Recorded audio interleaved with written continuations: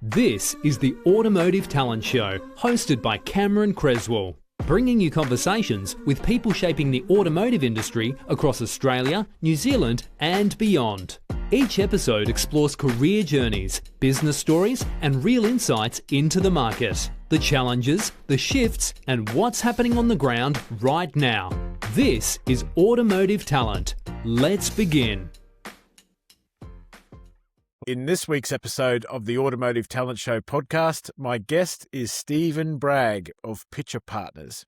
In this episode, we try to figure out how good we are at predicting the future, the challenge of the new market entrants, the pressures and shifts of retail and OEM operations, as well as we try not to get political.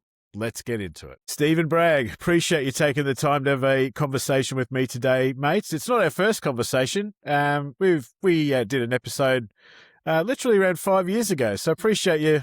You're the first repeat guest on the podcast, mate. Appreciate you being that. Thank you. I'm honored to be here, and good to have a chat, mate. Yeah, absolutely. 5 years in, the industry's evolved a fair bit, and yes, obviously, there's some things we probably got right when we discussed back then, and there are things that we probably didn't see coming at all, which would be a good little insight into the podcast episode today. Yeah, I think from memory, we talked about things that we thought were going to happen in 20, maybe 30 years' time. And a lot of that stuff's really accelerated. And a lot of things came to bear that we never really thought would ever. Well, I wasn't thinking about these things, I guess. At the time, I think EVs, agency, autonomy, things like that were sort of on the radar, things that we thought were coming, but not really in the near or midterm. And they've all really come to fruition all at once. So we've really moved on from as a business here at Pitchers. We've grown as you would expect in 5 years. Yep. Going from basically myself. I think the last time we talked, maybe it was myself and one other person. Now we're up to about 15 staff. So we're a fairly sized team ourselves. And we've moved on from basically telling clients how to react to what's happened in the past to more, working towards the future and strategy and how to react or to proactively look at what's going to happen and where things are going. It's that shift from, basically, reporting compliance sort of stuff into helping dealers make decisions in real time, acquisition strategies, performance, and then focus on profitability and change, not just compliance. Yeah, absolutely. Yeah, I think from memory, you're only about 4 weeks in. And you were still figuring out the ecosystem, obviously coming from a long history in motor services, but the world has exponentially changed for everyone, no matter what industry you've been in the last 5 years. Wow. Yeah, certainly has. Huge. Certainly has. Yeah. I think, as we said last time, we thought that it was 2021 naturally. So it was still. There were still things like lockdowns. There was still COVID. There was still all things going on. Yep. So it's definitely evolved a lot and come through. So I think naturally there's been things that have been right. But what's been the biggest surprise for you in the 5 years since we chatted last, as far as how the industry's evolved? What's your take on that? Yeah, I think it's just the speed of change in all aspects of this industry. The automotive industry has gone through generational change in the last 5 years. I mean, we sort of expected EVs and agency and eventually margin pressure. I think at the time, in those years, dealers are probably having the best years profitability wise they ever had. But the speed at which the Chinese have basically entered the market and reshaped everything. Going from I think around those times, single digit market shares, 3% roughly, all the way up to 20% today. So that's been a real disruptor. I kind of hate that word disruptor. It's competition. I hate the word disruptor. And the Chinese OEMs have really gone and made that step change. So it's not just a gradual disruption; it's actually reshaping the market. And we're going to see how that's going to bear out in the next 6, 12 months, couple of years. And, it's going to be tough. It's going to be tough. I think a lot of dealers are going to suffer through this a bit, and change is always difficult, but there's opportunity in change, right? Yep. The old cliche, never waste a good crisis. That's right. Yeah. Yeah. I think, and even at the time, I think when we were talking about EVs, I think your prediction was that it was going to be a J curve, it'd be slow, and then all of a sudden it'll have a mass acceleration. Yeah. When it come to uptake, we just didn't predict that it would be, a fuel war that would drive that Yeah. mass change in the market appetite. It's a bit of a mindset shift. It is the war in a sense, and I think it's not so much the price of petrol or diesel, because I think you can suffer the price for a period, and no one makes financial decisions on such a small change. So, and I'll explain. So, if you're going to fill up your fuel tank in your Rav4, it's a 40 liter tank. Even a dollar more per liter, it's $40. Yeah. And if you're a frequent driver and you fill that tank up twice a month, that's 24 refills at $40. You're talking, less than $1,000 or something.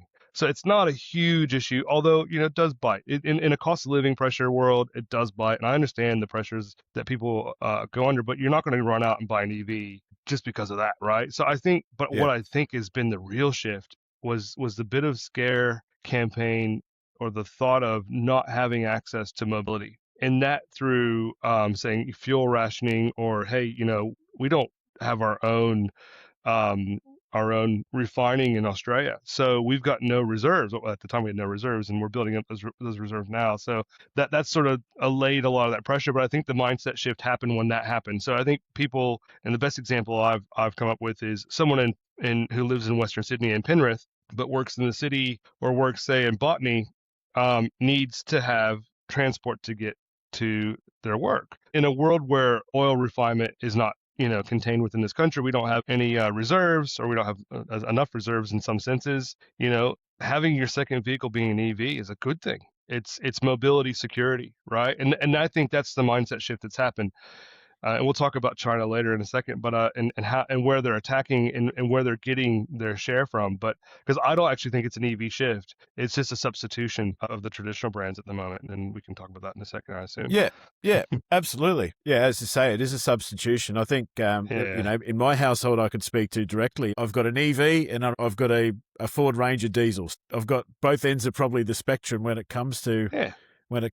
But it wouldn't surprise you that the car that's done the most kilometers is the EV, because it's easy, it's convenient, it's cheap to run. And, in our household, it's actually changed our relationship from being my car, your car, to the car that's best fit for the purpose that you need it for that day. And That's right. and yeah, it's completely changed your relationship with the vehicle. And that makes a lot of sense, right? And which vehicle is best suited for the mission I have today? I think consumers tend to think in the 1 to 2 or 5% of the time when they use a vehicle. So, in the example there is, you got a family of 4, but you buy a 7-seater car. Yeah. And the reason you buy a 7-seater car is because there's that one time a month or 2 times a month when you might have friends or family that you need to transport from A to B. So, or you need to have extra room in the back of the SUV to throw all your equipment in. So for soccer, football, baseball, whatever it is, right? Well, you've got the ute for when you need a ute, and and when you need to tow a boat, or when you want to go camping, whatever it is, go off road. And you have the EV that can just get you to and from where you need to be, when you need to be there, and with or without petrol or diesel. Absolutely. Yep. We call it the air conditioned golf cart in the family, because that's basically that's what it is, isn't it? Yeah. But yeah, to your point, and I know you've written about this before, as far as it's not necessarily that EV boom that everyone's associated with. It's more about substitution, and I think that really speaks to it, doesn't it? I think so. I think, look, it's easy to say this is just everyone switching to EV, which I don't think is the case, because the buyer behavior hasn't changed. They're still buying the same product. They're just switching brands. And if you look at the price and product comparison, it's the same car, same segment, same different badge. It's just a cheaper version, and it just so happens to be an EV. And it's the Mazda CX-5 buyer switching to a BYD or a GWM. So it's straight substitution. It's a real concern for the more traditional brands that have been, tried and true in Australia for a long time. So, it's definitely having an impact. Absolutely. Yeah. When the biggest brand of all, like Toyota, takes a hit, it does change the behavior, and it is significant, isn't it? And naturally, I think Toyota's hit naturally hasn't come from just not being an EV centric business. Like they've got stock availability and production issues, so it's not all competition related, but it is absolutely changing the layout of the market. Yeah, 100%. I mean, Toyota's hit to their market share is significant, despite whatever the cause is. Like, if the cause is, stock shortages due to chips.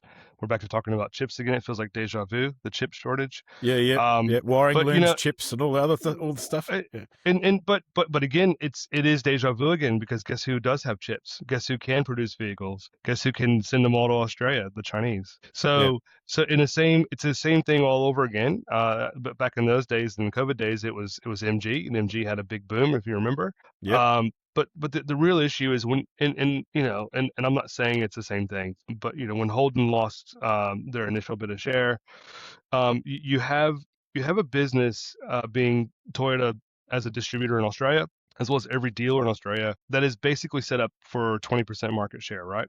So when you have a business set up for 20% market share in any industry, you have 20% cost base market, like yep, you have a business set up for 20% cost base. So there is a significant sort of step change that needs to happen from the dealers as well as the OEMs saying, hey, look, it's not the same business. Is it 15%? Is it 17%? Is it 12%? It doesn't really matter. It's not 20. And I don't think it's coming back to 20. Now, and again, I don't think it's the worst thing ever. Because if you look at, it's still a really good position to be in, to be a Toyota dealer, or to be Toyota themselves in this market. Because I would much rather be Toyota at 10% or Toyota at 15% than any other brand at 1%. Because yes, you're fighting in a market. This is the most competitive market on earth when it comes to new cars, and you're uh, fighting in a market with 100 other brands against all these dealers. And we've got unfortunately, my poor grads, when they join the team, first job I get them to do is to create, well, not to create, to update, because I've already created it, to update what I call our dealer list. So this is basically a list of every dealer in the country, and we do that by going on the website of every brand, and then looking at who they say they have as dealers, and then cross-referencing that with the dealer websites, and then using some of the knowledge in my brain that says, well, these are the people that own these dealerships, so I know who owns who, where, what. yep, So I've been doing that since 2021 when I joined Pictures, and in 2021, and these are rough figures, there was probably about 3,300 dealerships, rooftops, and 1,000 owners, and we just redid it in May. There's now 4,200 dealership rooftops wow, and 700 owners. So the and it's been a direct swap. Well, it's been a substitution again. So the Holden dealers exited, right, and then they're yep, replaced by roughly 900, so 180 ish, 188, I think 190 Holden dealers were replaced by over 900 Chinese brands. And how does that happen, Steve? Well, where I had a Holden dealership set up for 20% market share, big site, I cut it yep, in fourths. I put 4 yep, dealerships for every one Holden dealership, and that's yep, exactly what happened. And it's interesting to look at it. And yeah, so it tells it not a good story, it tells an interesting story, I guess. Good yeah. depending on how you look at it. Yeah, absolutely. But that's what a lot of, to the point, that's what a lot of dealers are doing now, aren't they? Where they had that building that was 20%, they're now, or, Yeah. even a brand that was 10% that's now 5, they've, brought in another franchise to supplement, to get the And best yield on the real estate that they own. yeah, and that's good and bad. There's a Mm, tipping point and all that, right? So there's a tipping point where, hey, is it good to have 5 brands versus 3 brands versus 1 brand? yeah, I'll tell you what, if you can get the same market share with 1 brand, you definitely want to have that 1 brand. yeah, The sort of benchmark of market share in your area or your PMA as a dealer is you want to get somewhere between that 20-25%. You want to get 1 in every $4 in automotive spent at your business. So does that take you, so you have to build that through market share. So is it 1 Toyota plus a Ford? Done, right? I've made it. yeah, Or is it Ford plus 6 other small Chinese brands? So it's very difficult. And I think we're at a point in the next probably 6-12 months, and look, we'll come back and talk about this in 5 years time, maybe, or less, where I think dealers are going to start looking at this saying, hey, do I need the headache of having multiple brands? And headache in the sense that you've got to answer to all those brands. You got different warranty systems, different operating systems, different everything. yeah, And you need to have your sales people and your technicians across all the different models, all the different segments, all the different, OEM requirements and warranties and all that stuff. So it's, or do you just pick, and I think this is what most dealers are doing. They're having to go with a couple to understand a couple of the new entry brands, to understand how they work. And they're hoping they got the right ones. And then, they'll pick the ones that they perceive or the ones that are winners, real or perceived, and then they'll supplement the rest of their business with used cars. and Yeah. that's where I see the future going, really. Yeah, absolutely. Yeah. And, the new market entry brands haven't had it all plain sailing, just No. because of the uptake. They've had, naturally the normal pains that come along with it through, obviously it's one thing retailing the vehicle, Mm. or getting it to a point where it can be retailed, and then naturally, you're supporting the vehicle afterwards. So with the massive increase of sales, naturally that's the next pain point that comes along with it, you think? Yeah. Yeah, 100%. I think, look, the one thing dealers like to do is sell cars. Yes. Yeah, ever want to see a depressed car dealer? Is the car dealer that isn't selling cars now? And again, as you said, that's a good thing when it's good. And but yeah, it can be once the cars are in the traffic, they might start coming back, and then that can lead to outcomes that may not be as good. But that's the business we're in, I guess. We like to sell Yeah. cars, we like to service cars, and that's what keeps all of us happy and healthy, I guess, and fed. Yep, absolutely. Yep, keeps the world turning. Part of the topic with the EV centric brands that are Mm, coming here, is the new vehicle emissions scheme, which I yes. know is a project that you've put a lot of time and effort into. Yeah. And it's been a huge gift naturally to the new brands, hasn't it? It is. It is. Look, and the reason why is because they've started with the right product mix. So basically, they've come into a situation where they're just naturally going to accumulate credits, and they're going to Yep. have too many. So when you think about it, it gives them flexibility. And on the opposite end, a lot of the legacy brands started a deficit. So then the opposite end of this whole spectrum. So it does put them at an advantage, real, perceived, and I'd say more real in ways that people aren't really thinking about. So, for example, if I'm a brand that doesn't have a compliant product and I need to buy credits, so I don't have to pay the fine. So the fine's $50 a gram per kilometer. So it's it ends up being a significant impulse if I do nothing, right? So you're Yep. talking, it can be somewhere around 15 grand in some cases, right? So even if I have to pay half that amount, 7, 8 grand, or even have to pay just a couple thousand per the real heavy emitting cars, that's a real issue because one, it's going to cost me more as the legacy brand who sells these cars, and the consumers still want to buy them, so the price has to go up. Like you don't eat that, and there's not Yep. enough margin, as we know, in the business Yep. anyway. So that's going to go straight to the consumer to basically as a price increase. But then it's also going to give the other side of the ledger a benefit. So if you're paying them 3 grand a car, 5 grand a car, 10 grand a car, they have that now to either discount or advertise. So then you're basically funding your competitor to beat you. Yes. And then so your price goes up, their price goes down, so the gap gets even bigger. So and we know at the moment is that Chinese product is at the moment from a features and benefits and specs seems to be really good at a very low price in comparison to the legacy brands. There's a big gap in price and sometimes a big gap in capability, like all the bells and whistles. Well, then Yep. just add to that an increase even further for Inves, for the traditional brand who already is too expensive, and then a discount potentially for the Chinese brand. Yep. It makes it really difficult. This will all sort of play out in the next. Well, there's a review, and I think in July or a little bit later. But there's a review. Then you're going to see years 3, 4, and 5 of this 27, 28, 29. It gets significantly difficult for the legacy brands if they don't bring in qualifying product. So we're going to really see this play out in real time in front of us. But what I think will happen, if I'm a legacy brand, I don't want to give these guys that advantage, so I just refuse to pay them. So I'm going Mm. to pay the fine. I'd rather pay the government than my competitor. But then if I'm the Chinese brand, I'm thinking I call up head office in China and say, hey, look, I'm sitting here on 2 billion of credits. You know what we could do with those credits? You know those Utes that you produce with diesel engines and petrol engines? Why don't you send them Yep. down here? I can take 15 grand off a car. Yep. Yeah.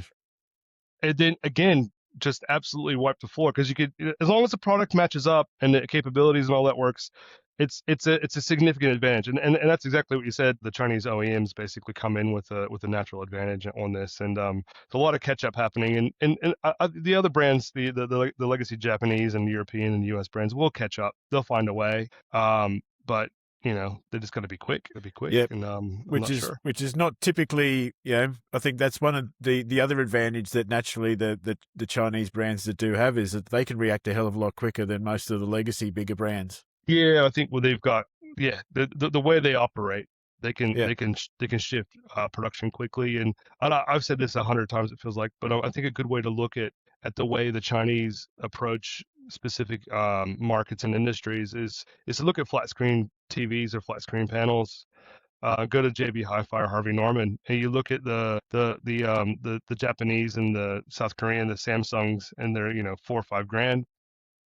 And for the equivalent television with the same specs and whatnot, it'll be $1,000, right? So a Yeah. quarter of the price. And you talk to the sales agent and say, hey, look, you know, what's the go with this thing and what this TCL versus a Samsung, and they'll tell you all stuff. Hey, the Samsung's got better processor, blah blah blah blah. It's all if you watch footy, it'll be better. It won't pixelate. And then you look at it, and you're like, well, but that one's not much different than that one. Why would I pay 4 times? Yeah. And unless you have a reason, if you're not wedded to the brand, then that's the issue. So it's all about brand, and that's where it's going to. And when I'm talking to you now from my Apple phone, Mm. and I'm sure I don't know if you're Apple or Samsung, but I can guarantee if you're Apple, the rest of your family's Apple, right? Absolutely. Yep. And you'll never ever ever go to Samsung. And it's the opposite. If you're Samsung, you'll never go to Apple, and there's a reason for that. It's because of Yep. brand, and they've got you Yep. in their ecosystem. You have Yep. all your apps, you have all your subscriptions, and it's all contained into one thing. You're on the family plan, and that's where it needs to go. That's where the legacy brands like the Toyotas of the world need to start. They need to start brand marketing, all brand. It's all about brand. Dad drives a Toyota, mom drives a Toyota, grandpa drives a Toyota. Everyone drives a Toyota. Man, why would you ever drive anything else? Yeah. And that's where they have to go to, and that only works to a point. Mm. And then, but the way Apple sort of is able to sell this phone that we're talking to you on for 2 grand or 2.5 grand, whatever it is, because it's the same as any other phone, really does the Yep. same thing. And the That's reason why right. they can do that is because they make it hard for you to leave, and they Yep. make it hard for you to leave the brand. So that's the key. And I think that's where they're all headed. I think most brands are looking at trying to find ways to become part of your whole life cycle. So and I know the Chinese brands are looking at this because when I was in Shanghai a year ago, 2 years ago, they were Neo and a few others were talking about your whole house is under the ecosystem or the operating system of the brand, and then as you walk inside and outside the house, everything just is connected. Like you seamlessly go from your house to your car, and everything just sort of follows you from a pairing point of view, and your Yep. phones. So it'll be interesting, and that's where it's all headed. That's where it needs to head to. I think another exciting thing is like the Tesla FSD, the full self drive, fully autonomous drive, is really good. And I think again things like that is where it's going to keep you in the brand, because if you're on that subscription, if you're part of that, if that's just part of your life, you can't think of, oh, I'm gonna switch over to this brand who doesn't have that, or if they do, it's a different version and it's not the one I've already paid for. Why would I ever, so it's all that kind of stuff. I think that where the brands are headed, and it's got to be about the brand, because that's how they're Yeah. going to really get you to be sticky. Yeah. Absolutely. Yeah. And it's been a funny situation, hasn't it been, since, like, obviously right now we're talking, it's the end of June. If we were having this conversation in February, it probably would be talking about how many EVs are on grass sitting somewhere Yeah. in storage. And now, that there's no longer those electric vehicles or hybrids sitting on grass. They're all out in traffic now because of that complete market shift. Exactly. And look, and the funny thing is, and there's been a bit of noise in articles recently about how these EVs will come back off lease and it's going to crash the market. I don't think that's the case. It'll be absorbed in the market. Yeah. There is an issue, I believe, and it's not with the vehicle or the customer or the market. It's an issue. Well, it's somewhat the market. It's an issue with how the finance companies deal with that third and fourth ownership cycle, right? So a Yeah. typical car might last 20 years, 20 plus years, probably sometimes 30 years. And it'll go through 1, 2, 3, 4, 5, 6 different owners. Now, who's taking that residual risk from the second to the third owner? Because the first to the second is probably okay in electric. It's that Yep. second to third and third to fourth, and it'll be second tier financiers, I believe. But we're already seeing some interesting things, like in the U.S. with the buyback, the guaranteed buybacks, the guaranteed future values of off lease vehicles, and we've got the same thing here in Australia, where the brand says, hey, look, sorry, the brand's finance company will say, hey, look, we want you to keep that car. It's an EV, and we'll pay you basically a bonus to just to keep it. And basically roll it over into another lease or roll it Yep. into a thing or pay out the balloon, whatever it is. So if the balloon's 20 or 40 grand, we'll give you an incentive of 5 or 10 grand to keep it. Yep. Yep. Which, To mitigate you know, to mitigate the risk. Yeah. yeah, and it gets it off their books. So I can Yep. see how that makes a lot of sense. Yeah. Absolutely. Yeah. Moving into another area of expertise for you, into the financial side, there's a lot of pressure on the numbers at the moment when it comes to front end gross. Naturally, is as you said earlier, 5 years ago when we were talking, profitability had never been so sweet. But now there's a massive pressure on front end gross, which always drives the focus into the other mainstays of the business. To keep the lights on. Absolutely. We're back to the good old days or the bad old days, depending on how you look at it. Prior to COVID, new car departments lost money. Used car departments broke even. Service and parts made money, and F&I was the cherry on top, right? So that's where we are. We're just right back to where we used to be. And probably, depending on dealers I talk to, probably worse. April, May this year so far have probably been two of the worst months they've ever had from a profitability and gross point of view. But June's looking okay. June's bouncing back a bit, so which is good news. June is typically a good month for the car business in Australia because it's our financial year end. So hopefully, without getting political, our government sort of killed confidence. They did a good job of that. They did a very good job of killing confidence in May. And it sort of had everyone sitting on their hands from a consumer point of view. But I think we'll see that sort of come back. But 100%, it's all about discipline. It's all about looking at that back end of your business, making sure that you're not letting customers leak out. Margins are massively under pressure up front, so the profit pool has really shifted to used car service and F&I, and that's where the good dealers are making their money today, and that's where the good dealers have always made their money. So that's where they need to focus. Yep, absolutely. Yeah, and it's the big listed companies are getting bigger. Their acquisition side, their acquisitions are growing, and as you said earlier, the increase by 30% as far as the dealerships are concerned, but the ownership has actually shrunk, which naturally is a byproduct of the bigger organizations gathering up rooftops and centralizing the operations. Yeah, 100%. You have to. That's the only way to survive in the market and the way the market's heading. And it's all about productivity. So it's about operating at a leaner cost structure and deliver more output per person, per square meter, per dealership.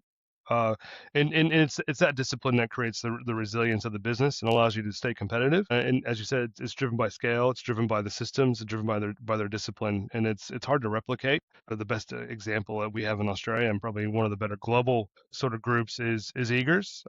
Yeah, for sure. Eagers have really transformed themselves in the last 5-10 years, and it's significant what they've done, and they've used that scale to show what can be done. I speak to deal groups in the States, deal groups in Europe, and deal groups in Southeast Asia, and they all look at Eagers and say, we want to replicate that. And I always tell them you should try. It's very difficult. Yes. And it scales everything. So, and we're recently seeing the ACCC sort of, in my view, impeding on what needs to happen. And I always use the example, this market is from a new car perspective, 1.2 million new units with 80 plus brands competing for those new units. So even if there was one dealer for every brand, you'd still have enough competition. I can't see how interbrand competition's plentiful. Third-party dealers are very, very much full of competition when it comes to these groups. So they have to consolidate. Because with the margins the way they are, it's it's a 2% business. Net profit on sales 2%. So there's not a lot of room for error, and No. and getting efficient, in particular around the front end sales, is the only way to survive. And historically, I think we've always pegged it at like 10, 15 cars per month per salesperson. That needs to be in the 30s, 40s, 60s, depending on who you are, and that's the only way to make it work. So yeah, I think we're gonna see more and more of this scale happening, and it has to. Yeah. No, without a doubt. And that's naturally that's where technology can kick in and help with that efficiency, really, can't it? Like, That's right.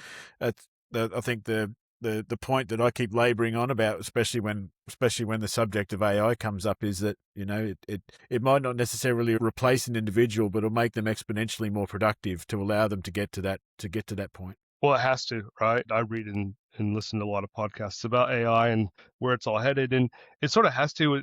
You have to get that productivity leverage. Otherwise, it doesn't make sense to how much we're spending on it as business owners, but also as the hyperscalers are, spending trillions of dollars building these server farms and data centers. Yeah.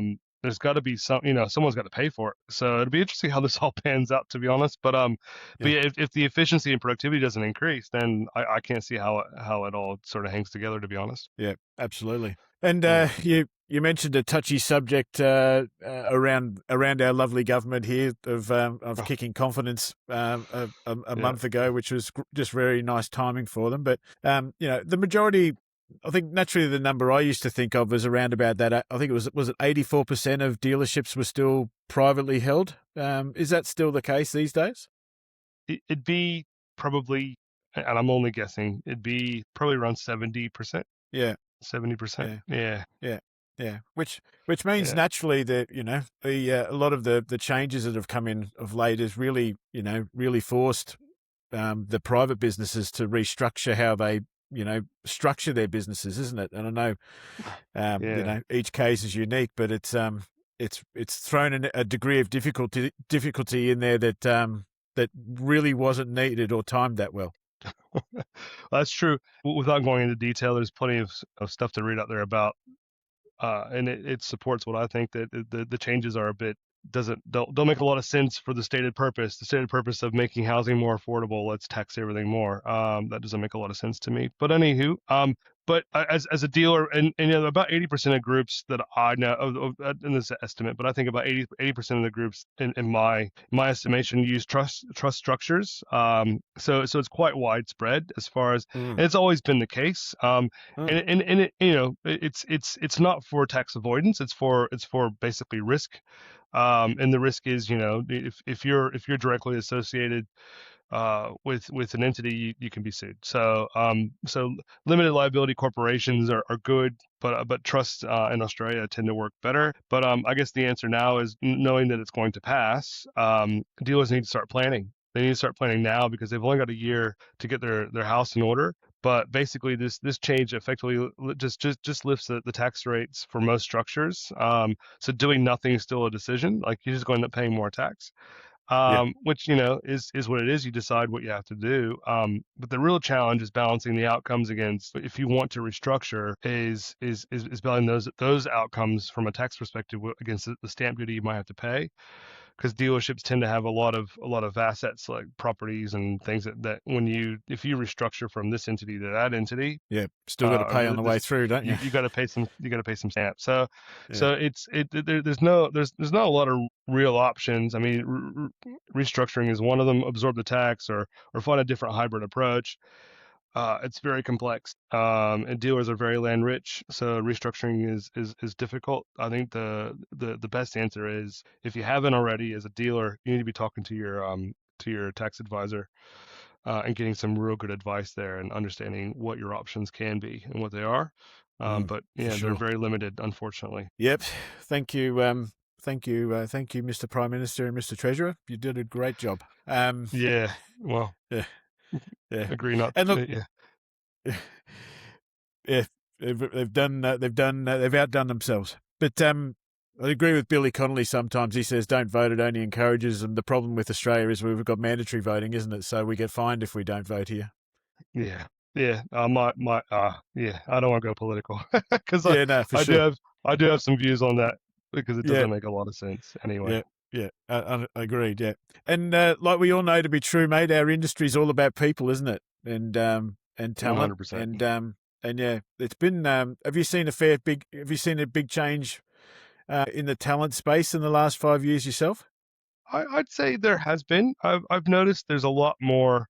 Um, there's a lot of businesses still hiring from the same shrinking talent pool. Unfortunately, you see a lot of people recycled from this place to that place to the next place, and you're like, well, what's going on? And but I also have seen a lot of dealers and groups that are doing well hiring from outside the industry and then Mm, training. And I think that's the key. I think if dealer groups can get that down, and we've been talking about this for, well, since I've been in the industry, so well over 20 something years. yes. So if dealers could get themselves into a position where they can hire outside the industry and bring them in efficiently and effectively, imagine how good it could be.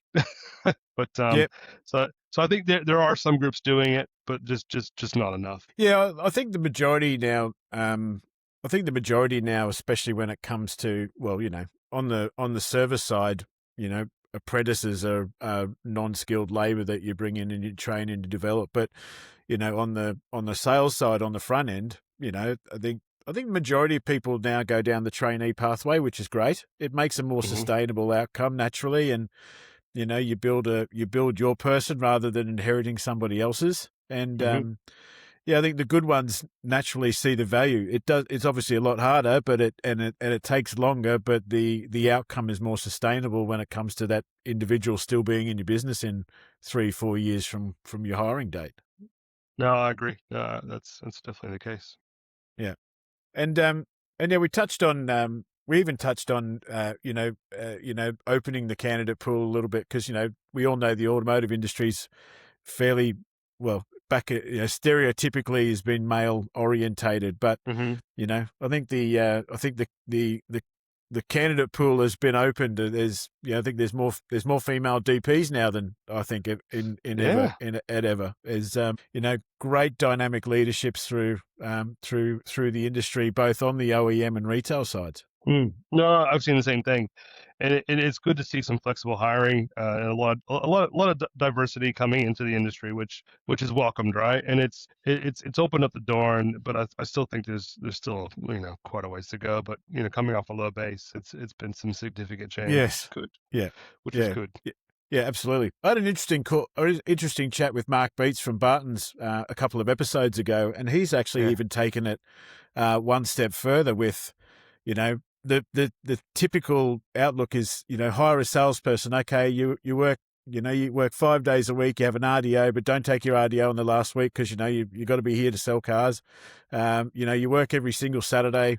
That's the paradigm of the Mm. relationship. Mark's hiring part-time salespeople Right. that, Okay. yeah, That's people interesting. that only want to work school hours. Yep. And he's had some great learnings from it because, yeah, Yeah. he's even attracted university students that have got 3 days available to work, and therefore he's getting someone that's training to be a doctor to be an individual in his business and helping sell cars. So he didn't predict that part of it. If you change things, you change things. So you get a different Yeah. result. Well, I think by opening up to flexibility, and as you mentioned, I think part time or just opening up yourself up to just non-traditional hires is been really good. And there's a few groups that we do a lot of work with in their leadership and helping them to basically train their up and coming leaders. And what they've been doing is finding ways, where if there can be work from home for certain roles. There's some roles where you can't. Obviously, you can't Yeah, turn a wrench from home. But yeah, there are roles in the dealership that you can have work from home setups, and it works really well. It's because you can get someone that you never thought you'd ever hire at your business. They come in with a different perspective. They're super efficient and they do a great job. Just happens to be they might work 30%, 40% from home and 60% at the dealership. So, yep, and it's usually yep, those sort of higher level people too, because you can trust. And I've got the same thing with my business. I'm fairly trusting of my senior team. I can trust that they can work from home. I'm currently doing this podcast from home. So the afternoon I might be from home, and I'm trusting that they will get the job done. But I always want my younger people to be amongst the team, working in the bullpen, I guess you call it, where Yeah, they're learning, they're hearing, they're listening, they're seeing how you interact. They actually get the lingo. Those are things that you can't be taught. You can't give someone a book and say, here's all the terms we yeah. use in the motor industry. You have to hear it, you have to see it, you have to feel it. You pick it up at the water cooler, you pick it up where you're having a drink with somebody, or you pick it up while you're on the job, right? So Yeah, absolutely. Yeah. I so think that's it's a actually mix a of real everything. common sense approach. Yeah. Because, Yeah. I think naturally your people in these senior roles, they're naturally trusted, but you assess their success based on their output, right? Rather than punching the clock in from the venue from 8:54 to 5:30 every day. Yeah, yeah, yeah. Yeah. You got to be able to trust people though too, but they have to earn trust as well. So it works both ways, Yep, right? 100%. Yep, absolutely. Yeah. One of Mark's point was, just to finish off that piece, he's even paying people differently. So, the standard paradigm of a salesperson earning a small retainer base salary and driving the rest through commission, his viewpoint is, well, I'm going to pay you a salary and I'll give you a little tweaker based on customer experience, and therefore that's how much you will earn. So, Mm, the change that's brought about is that you actually end up managing the individual differently, because you're not, you haven't got the whip trying to drive them to sell another number. fair enough. Makes sense. If you had to name one thing, one little structural change for the industry that you're seeing right now, and that most leaders and DPs and owners are missing, what do you think that is, mate? What comes to mind for that? I think dealers are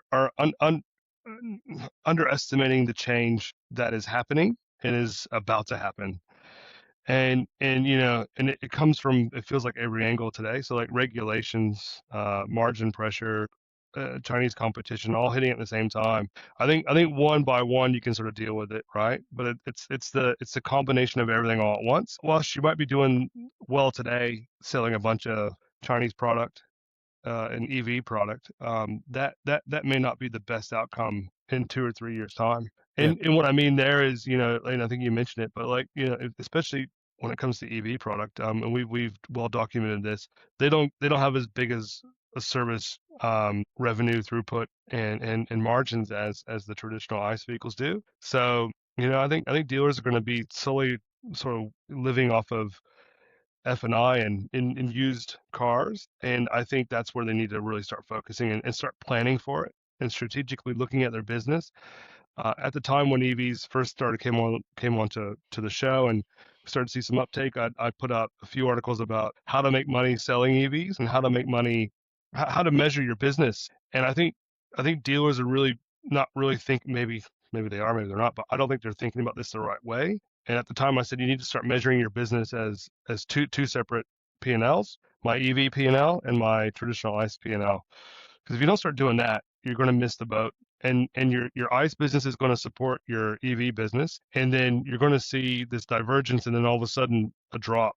Once the ICE cars are through, the pool of gross is just completely shifted. The mindset has to change because you have to go from discount first volume to a business where it might be okay to sell less. I just got to get my gross. That shift's going to take a while. And I think yeah, the problem is on the way through, it's going to hurt a lot of people. A lot of businesses are going to go through some significantly difficult times.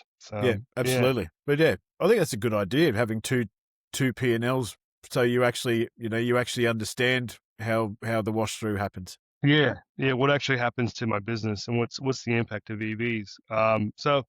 Yeah, I might rinse that one off and give it a refresh and recirculate it because I think now's the time that people and it tends sometimes you think about these things when they're coming, like we talk about a lot of these things that Inves and all that earlier this year, I put a number of articles out about how Inves is going to impact everything. You forget about it, and 3 years down the track, you're like, "Oh, I wrote about that already." So, yeah, I Yeah, think you got to go back and remind yourself what we're talking about, and yeah, because we're now seeing it, and hopefully the all the smart dealers will sort of deal with it. But unfortunately, when you're in a dealership, it's everything's all happening at once, and you're on the floor, and you can't really think about the future. You're thinking about today, right? yep, So absolutely. it's a tough business to live in. Yep, for sure, for sure. And the benefit now is that there's a fair bit of scale that's there. So the you would think the knowledge, the data that you would gain from that is actually more accurate, more of a true snapshot. That's right. No, I think so too. And yeah, you're starting to get, as you say, you're getting the throughput. And EVs have been around for a while now, so hopefully getting them back in the dealership. And what I think our concern back then, and probably still today, is if you, and I'm not sure, I haven't been on Tesla website forever, but back at the time when I wrote those articles, Tesla even said on their website, you do not have to have a service. So, Yes. and I know the more some of these other brands like BYD and others are recommending people come back in for a service, but it won't take them long to figure out, what are you actually doing? Yeah. Changes in fluids. But in my mind, I think this is where the government needs to step in and say, well, look, we actually want the cars to be looked at every 12 months. It's Yeah. actually a safety thing. So it needs to be a safety check, a health check. Car comes in, gets a check. The battery's okay. It's not going to catch on fire. The tires are good. The brakes are good. Car's in mechanical order. Good. You can drive out the door. It's the old pink slip or the warranty of fitness in New Zealand. But I think New South Wales, in the latest budget, are going to try to do a road user charge for EVs. I fully support something like that. I think it makes sense, but it needs to be the same for everybody. So all vehicles need to be on the same, on the same sort of level playing field. So paid by the kilometer and based on the type of vehicle, right? So if it's a passenger, it's at this rate. If it's a heavy truck, it's at that rate, whatever. And then as part of that, maybe every 10,000 kilometers that you purchase for a road user charge, you have to get the car looked at to make sure that it's still roadworthy. Yeah, that's a good idea. Make it more of a level playing field, that's for sure. Well, that, and it just, you'd assume as an EV driver, you'd still want to know that your car's safe to put your kids in, drive them around. So, yeah, absolutely. And plus when you plug it in, it's not going to burn your house down. So, and I'm not saying that happens, by the way. I don't want any hate mail. No, of course not. But it does happen, and typically these little like e-bikes and stuff. But you definitely want that peace of mind. Yep, absolutely. Yeah, that's that's how service departments have operated for for many years, isn't it? It's not just about the thing that you tip oil into and it creates exhaust. It's the other stuff that comes along with the safety issues, and the EVs have exactly the same mechanical devices in that space. That's right. Yeah. Last time we caught up, you said that that with change comes opportunity. I think in summary for this episode, I think we're well into the change part. Steve, would you agree with that? Yeah, 100%. I think we're headlong into it, and there's massive opportunity out there. And I think dealers who execute well and are already out there outperforming everyone else. But the issue is the gap between the well-performing, change-oriented, opportunity-seeking businesses is widening. We're seeing a big disparity between the groups that are very well run and very strategic in how they're going versus the ones who just sort of follow the weather, and it's a good month, it's a bad month. I got good product, I got bad product. The economy's good, the economy's bad. Like, you can't let those things influence what you do. You have to be able to be efficient and execute and be in a market. No matter up, down, sideways, you're going to still perform, and that's the key to the whole thing. Absolutely, without a doubt. Well, on that note, mate, I really do appreciate your time. It's been great to catch up and do this podcast 5 years after the first one. We might do a third one in what would that be, 2031, mate? Oh dear. No, maybe we'll see how we go. Might be retired or redundant by then. But That's anyway, it. Well, yeah, there'll be AI versions of ourselves. Yeah, talking to each other. Phoning it in. How That's good. It. Very good, mate. Appreciate your time. Thanks, Steve. No problem. Thank you. See ya. Mate. You've been listening to the Automotive Talent Show, where career stories, business journeys, and market insights come together from across the automotive industry. If you found value in this episode, follow the show and share it with someone in the industry. To learn more or connect with Cameron, search Automotive Talent on LinkedIn or visit automotivetalent.com.au. Thanks for listening. We'll see you next time.